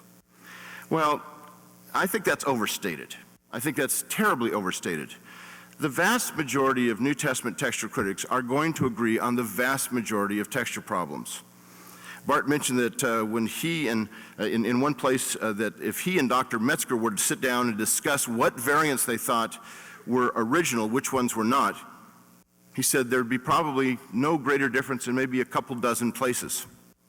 So most scholars are going to agree with the text that we have today, except in at most a few hundred places, not a few thousand places. It's the kind of a group that follows those 9th century and later manuscripts where they see as many as 6,000 differences from the earlier ones. Well, that's how I would respond to some of these questions, but I have a few of my own as well. First of all, I want to know if Bart can offer a convincing scenario in which the wording of the original text disappeared without a trace. Kurt Aland, Germany's best textual critic in the second half of the 20th century at the University of Münster, which is the epicenter for all New Testament text critical studies, whose institute poured thousands of hours looking over manuscripts, claimed that no reading had ever made it into the manuscripts that had disappeared. Bart is claiming that not only several spurious readings have disappeared, but so has the original wording. The very fact that we have a rather large amount of variant readings in the existing manuscripts is evidence that no one group was able to conform all the manuscripts to their own standard, that no one group was able to suppress the original wording. And I have a second question. If Bart is this skeptical about the New Testament text, how skeptical would he be about the rest of the ancient Greco-Roman literature? I want to know if he thinks that we have no clue what these other authors said. And just for the record, no, I did not think of you when I wrote those notes about radical skeptic. But if you fit, that's okay.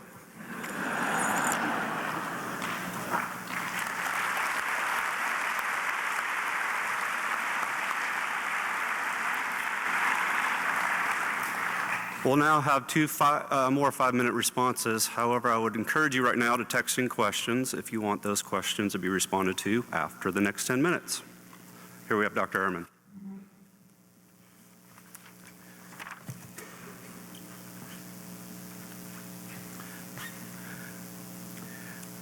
Well, I don't know if you all have ever done these debates, but let me tell you, these rebuttals are not fun. The one problem is the 5 minutes when you're giving one of these things seems like it lasts for a totality of about 20 seconds. Dan thinks that the original text is the text as it's left the hand of the author. So what is the original text of 2 Corinthians? What is the original text of John? Did it have chapter 21 or not, even though all the manuscripts have it? Did it have the prologue or not? What about the 2 versions of Acts, one 8.5 times longer than the other? Which is the original version? Did Luke originally have chapters 1 and 2? It's in all the manuscripts. Dan wants to point out that textual critics basically all agree on most of the texts that they look at. The deal is this: all of these scholars who agree with me that it doesn't make sense to talk about the original text don't give up and go home. What they do is they try to decide what the earliest available form of the text is. That's the language the scholars use now, the earliest available form of the text. And yes, it's true. Based on the surviving evidence that we have, we can get back to what looks like the earliest form of the text. That's not the same thing as what Dan is calling the original text. Even the scholars in Germany that he's talking about have admitted quite clearly that when they talk about reconstructing the earliest form of the text, what they call the initial text, that it might be significantly different from the text that the author produced. So, yes, we agree on attaining the earliest form of the text. What we don't agree on is the original text. Dan has asked me two questions. Can I come up with a scenario to explain how a text has disappeared without a trace? This is a softball. Look, the Gospel of Mark. Suppose Mark was done in Rome sometime around the year 70. Somebody wrote something that we call the Gospel of Mark. Suppose it was copied twice by Scribe A and Scribe B. Scribe A was obscure and his copy got lost. Unfortunately, he was a very accurate copier. Copyist B was not a very accurate copier, and he made a lot of mistakes. But he was a well-liked guy, and everybody knew about his copy, and his copy got copied 5 times. And then those 5 copies each got copied 10 times. And then those 50 copies each got copied another 10 times. You've got 500 copies, all going back to B, which was filled with mistakes, and the accurate copy is lost. So it's completely possible that that copy B, has incorporated a mistake that got transferred to all of the surviving copies. So, I mean, it's not hard at all to imagine a scenario where that happened. Dan, secondly, wants to know, how skeptical am I about the rest of ancient literature? I'm no more or less skeptical than the scholars who work on that literature. Scholars have long recognized that we simply cannot even talk about an original copy of the Iliad and the Odyssey of Homer. The Iliad and the Odyssey, like parts of the New Testament, were passed along through the oral tradition. They were passed on orally, and they came down to different authors who wrote different accounts at different times, and what we call Homer was a compilation of different forms of the text. There is no original form of Homer. There may be an earliest attainable text of Homer, which is what we talk about. We don't know exactly what Plato wrote in the Republic. We don't know. How can we know? We don't have the manuscripts. Am I skeptical about that?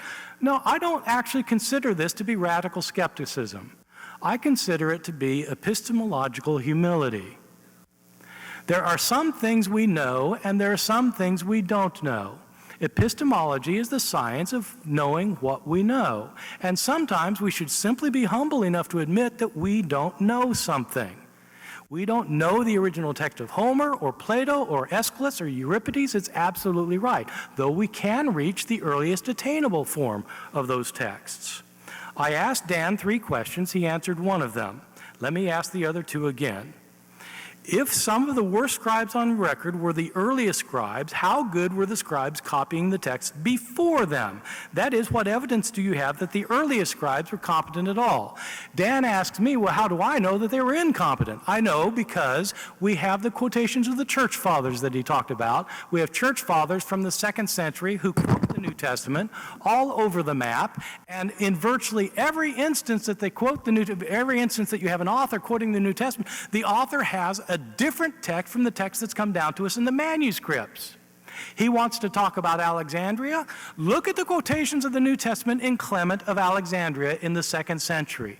Radically different from the form of the text that came down to us, even in the Alexandrian manuscripts. We know these scribes in the 2nd century were changing the texts. And so my question to him is, what is the evidence that he has that the earliest scribes are competent at all? And the second question, how do we know that our earliest surviving manuscripts were based on highly accurate copies instead of truly awful ones that were full of accidental and intentional changes? What is the evidence? Thank you very much.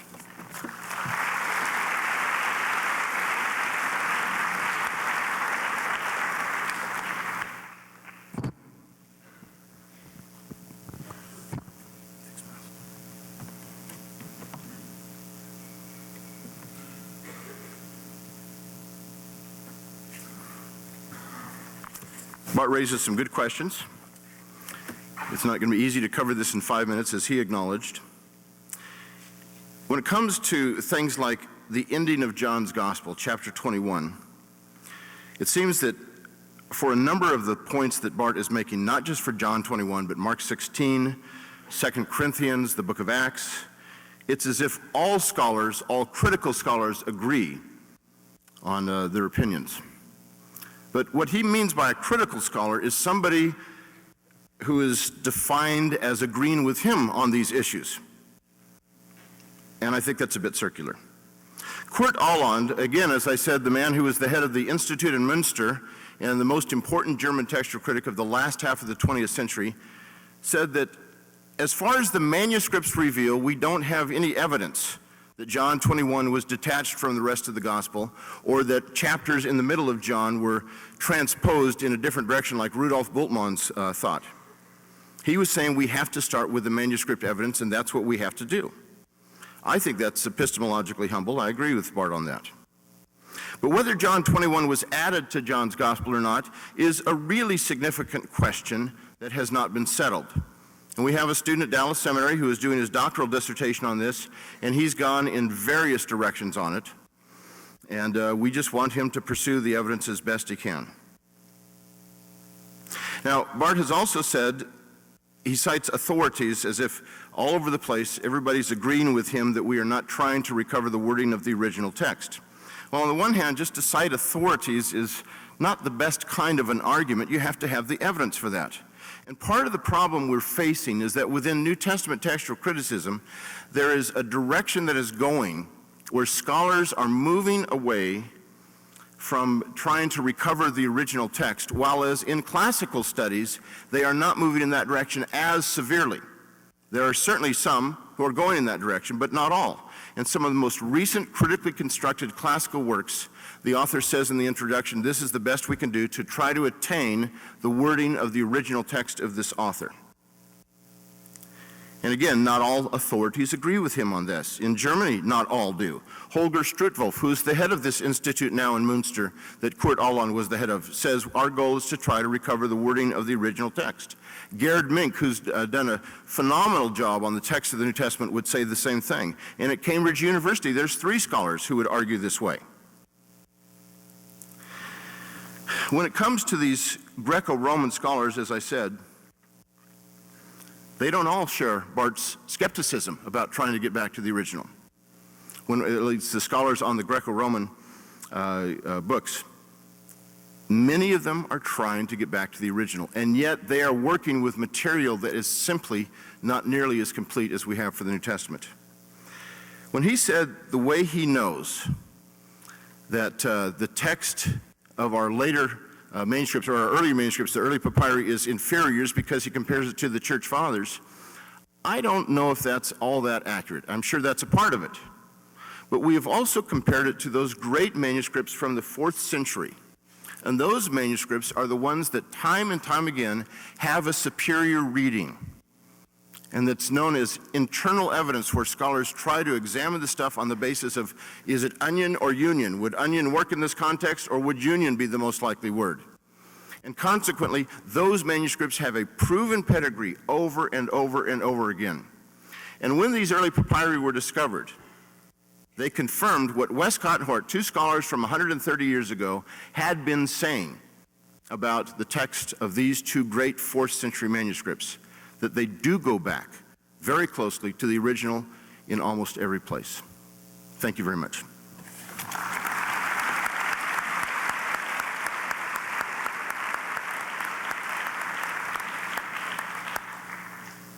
I don't know why I'm moving because I actually have a... I don't know why I'm moving. I actually have a mic on, and I'm going to ask the texted-in questions right here from the technology of an iPad. And I have to look at them a sec here. First question is to both of you, and as is the fashion so far, we'll allow Dr. Ehrman to respond first and Dr. Wallace secondly. If the original manuscripts are missing, they are missing, how do you each date them? Why do numbers of the early manuscripts differ between you two so much? How do we date them? I think he's asked, the question is, I haven't had a date for weeks. 2nd century manuscripts versus 12. I'm sorry, what? Yeah, I know what you're doing. We're gonna should have read that question before I asked it. So that's like Bruce Metzger's chapter, How to Date a Manuscript. I mean, really. Right. So here we go. Why would you want to? Old and wrinkly. When Dr. Wallace says the latter text of the New Testament gained only 2% of material, what is that 2%? Is it only 2% of discrepancy between all those works? And how do you respond that to Dr. Ehrman? So, Dr. Wallace first, what is that 2%? I'm saying that the later manuscripts add 2% to the what we have for what we would consider to be the earliest text or the original text. And that is seen by looking at what's called the majority text and how long that document is. That is, in most respects, what stands behind the King James Bible. So all of you can get a good sense of the difference between the early manuscripts and the later ones by looking at a modern translation versus the King James Bible. That's where most of these differences are going to show up. Dan, are you saying that, that it adds 2% in bulk, or are you saying the total difference is 2%? I'm not sure I understand the difference. Are you saying it's 2% longer? It's 2% longer, yes. But that doesn't mean it's just 2% different. No, it's not just 2% difference. It's How closer different? to about 4 or 5% different, I believe. Yeah, okay. Some of that is words that are substitutions for others. Yeah, Most of right. it can't be translated. Yeah, right.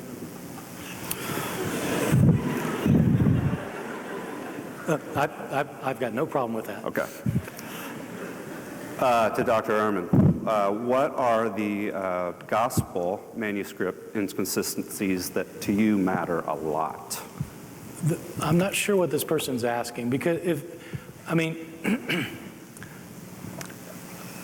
okay, I'll give you I'm not sure if this is answering the person's question, because we aren't talking about inconsistencies in the Gospels when we're talking about the manuscripts. But I will talk about a difference in a Gospel manuscript that makes a big difference. How's that?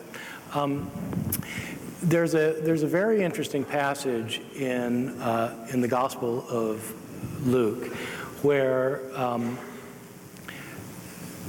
Jesus goes off to the garden after he's arrested, and he begins to pray. And as he prays, he begins to sweat great drops as if of blood, and an angel comes down and ministers to him. This is right before he's arrested, and this is where we get our phrase, sweating blood from this passage in Luke chapter 22, verses 43 and 44. It's a very interesting passage, Jesus in this deep agony. In part because it's not found in any of the other Gospels. It's not in Matthew, Mark, or John. And it's not found in some of our earliest and best manuscripts of Luke. Now, if it's not originally in Luke, then the whole idea of sweating blood was something that a scribe added to the text. And so the question is not here whether a scribe has changed the text. The question is, which direction did the scribe change the text? Did a scribe who found the idea of Jesus sweating blood problematic take those verses out? Or did a scribe who knew the story about Jesus sweating blood think it would be important to insert them into Luke? Were they taken out or put in? It's either one or the other. One of the reasons I'm interested in this is because my first piece of scholarship in text criticism was actually on these verses, where I argued that, in fact, what's going on here is that scribes have modified the text for theological reasons, and that what they've done is they have inserted the verses into Luke. Because without these verses in Luke, if you just read Luke, Okay, if you don't think about what Matthew says or what Mark says or what John says, but if you just focus on what Luke says, there is almost nothing to suggest that Jesus really suffers going to his death. In other words, he's not in agony, he's not in pain. In fact, every indication that he's in agony and pain that Luke got from his predecessor, Mark, Dan and I both agree that Luke probably used Mark, every indication of this, Luke has taken out. So that in Luke, Jesus has what scholars have called a passionless passion, where he doesn't seem to suffer. But scribes found that untenable and stuck these two verses in so that Jesus really does suffer in Luke. It changes the complete tone of the passage, and you could argue the complete tone of the Gospel of Luke, because now Jesus is shown in great agony going to his death. So that would be an example. Dr. Wallace, how do you respond to the Luke controversy? Oh, I think I agree with Bart that those verses would add a significantly different picture. And I would add this, that in John's gospel, I see that one as even more passionless than Luke's gospel. John's gospel is the only one that doesn't have the 3 hours of darkness in the garden. John's gospel, like Luke, does not have, my God, why have you forsaken me," from the cross. And in John's gospel, the time where Jesus is going to the cross is the time of his glory, not the time of his suffering. And as we look at those things, the question that we really have to ask, and this gets far beyond textual criticism, but it's an area that both Bart and I are very interested in and we work in, is why is it that the Jesus of John looks so different from the Jesus of Mark, for example? Is it because they're talking about a different person? Is it a totally different perspective? Is one a twisted view and the other was accurate? Or is it rather that these authors are giving portraits of Jesus rather than trying to take photographs and trying to be precise, and they're giving an interpretation of him?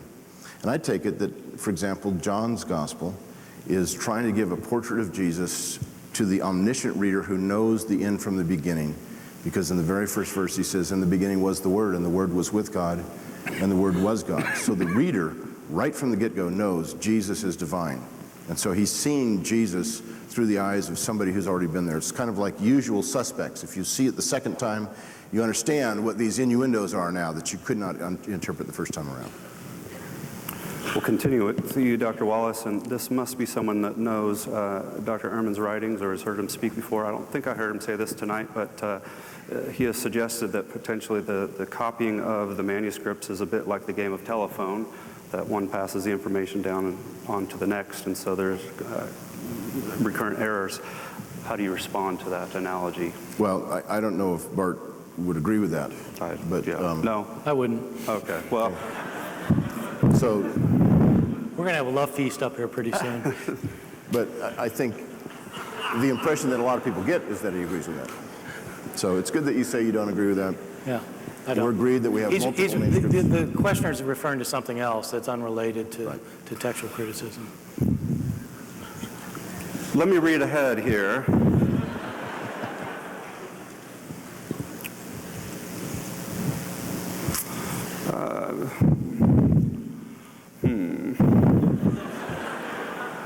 Scratch that question. Yeah. I don't know if this is a what if. So what if questions are always interesting. To Dr. Ehrman, although not the literal originals, if earlier copies of the manuscripts were to be found, let's say within 30 years of the originals, would your perspectives on the matter of textual criticism change? Oh yeah, they certainly could. I mean, if we discovered a lot of manuscripts from the first century, then things would change quite drastically. They wouldn't change with respect to the theoretical problems of whether we can talk about the original text. But if we had tons and tons of manuscripts from the first century, obviously we would, precisely what we don't know now, we could know then. And while I'm on this, why don't I ask Dan about this first century manuscript you're talking about, because it's the first I've heard of it. Could you say something about what its extent is, and who the paleographer is, who's dated it, and whether anybody has corroborated the dating? I'm afraid I can't tell you those things, and the reason is because this whole project is rather hush-hush right now until the publisher comes out a year from now.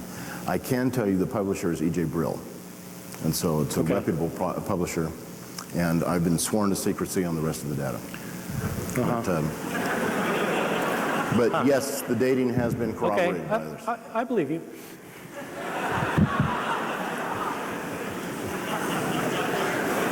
But I'm not so sure we need to have tons and tons of these first century manuscripts. The very fact that we have one. Well, I don't know that we have one. I mean, I haven't seen it. Okay, let's wait a year. We'll talk about this next February. Okay, good. But assuming we have I mean, one. if we have one that's a complete manuscript of the New Testament, Well, then that would be, you're going to get my attention then, let me tell you. But if you've got a scrap of a manuscript that's 12 verses long, that's like 12 verses in some 5th century manuscript, that'll be interesting, but it's not going to turn the world on its ear. I think in terms of these papyri discoveries, it is very significant to find a first century manuscript. And as we debated before, you said, we don't have any evidence. We have no idea what these first century manuscripts look But we like. still, I mean, I don't know how long this manuscript is. I don't know who's dated it, on what grounds he's dated it. I mean, as you know, there have been scholars who have dated manuscripts to the 1st century before, but when subjected to critical scrutiny, their views have been shown to be wrong, Right. just within the last 10 years. And so I'm obviously... Those are quacks, though, the ones you're referring to. I mean, both of us would, they're just... Well, they're quacks. I mean, yeah, so, But Dr. Wallace, I don't know who your paleographer is. Maybe Donald Duck, as far as I know. Dr. Wallace, comment on issues of addition in some of the epilogue, prologue confusion that are in some of the books of the New Testament. One more time on the question. Yeah, comment on some of the additions and or differences between the epilogue portion or prologue in some of the New Testament Some of the books meaning John? Yes. Okay. Well, there are a number of different opinions on the Johannine epilogue and prologue. And one of them that's very famous is by Raymond Brown, who argued that this book went through 5 different editions. I did some work on this several years ago, and I felt that whether it went through 5 different editions or not, there was one that was finally published. And I saw some evidence, and this got published in the Vatican's official scholarly journal, Biblica, that that latest edition was the only one that was published. John may have been editing it and making changes all along, but only when he got to the place where he published it, that's when we see the full text, which would have included the prologue and I think the epilogue, but I'm not going to die on that hill. I think that was included in John originally. Dr. Ehrman, can you comment on your views on some scribes willfully manipulating some of the texts, and why do you think that? Yeah. So it's usually thought among text critics that there are 2 basic kinds of mistakes that you find in the manuscripts. There's some that are just by accident, where a scribe gets sleepy or inattentive, or maybe he's just not very skilled, and he just accidentally makes a mistake. But that there are other places where scribes willingly and knowingly modified the text. And so I got interested in this about 20 years ago. When I was working in the field of text criticism. After I had done my dissertation at Princeton Seminary, I was fishing around for a book to do in this field, and I got interested in this question of scribes intentionally changing their texts. And I ended up writing a book that tried to argue that among the changes in the New Testament, you can find some, dozens probably, maybe over 100. I never counted how many. Dan probably knows because he counts these things. How many did I include? Do you know? No? I don't remember. I don't know. I don't know either. But it was over 100. Places where scribes changed the text because of their theological controversies. That scribes were in theological controversies in the 2nd and 3rd centuries over, say, who Christ is, and they altered the text in order to make the text say what they wanted it to mean. And so I gave a large number of instances of where this appears to have happened in our manuscripts. And one of them was this one I was mentioning earlier about Luke chapter 22, where I argued that, in fact, the reason scribes put Jesus sweating blood into the text was to show that he was fully human. That he was fully human, so much so that he was in deep agony sweating blood. And they wanted to emphasize this because there were some Christians who were arguing that Jesus was God, but he's not really a human. And there were other Christians who wanted to stress, no, he really is a human, and that was the motivation for putting those verses in. So. Thank you. We'll give each of you 60 seconds for a parting wrap-up, and if not, there are some of you leaving, so we'll close it down tonight. Go ahead. Well, right. So, wrap up. Right. So, there are a lot of things that Dan and I agree on. We agree that one of the tasks of the discipline of text criticism is to find the earliest available form of the text. And we agree another task is to find out why the text got changed and how it got changed over history. One of the fundamental disagreements we have is whether the earliest form of the text is rightly called the original text. I understand Dan's motivation for wanting to think of it as the original text, and I respect it. That is a point of view that I also at one time had, but it strikes me that there are serious theoretical problems to even knowing what it means to call a text the original text, and our evidence simply is not sufficient to get us back to anything like what the authors originally wrote. And I'm very pleased to announce that my mind has not changed after hearing Dan. It's good to see you're learning. I've enjoyed the time tonight with you all and the dialogue with Bart. This is always fun to do with him. It seems to me that over the last 2,000 years, New Testament scholarship has always assumed that they have had access in broad strokes and in many particulars to the original text of the New Testament. If we don't, we might as well burn all the rest of our books on the New Testament, because we talk about an author and what his intentions are. We talk about why he writes this way. And even what Bart was talking about Luke, whether I know he doesn't think Luke wrote Luke, but that author still has some viewpoint that he's trying to present. Well, how does he know what that author's viewpoint is, unless he's talking about the original text of that author? We may not know in all the particulars, but I think in order for us to make any kind of progress, in order for us not to tread backwards into the Dark Ages, we have to assume that at least in broad strokes and in many particulars, we do in fact have the original text of the New Testament in front of us. Thank you.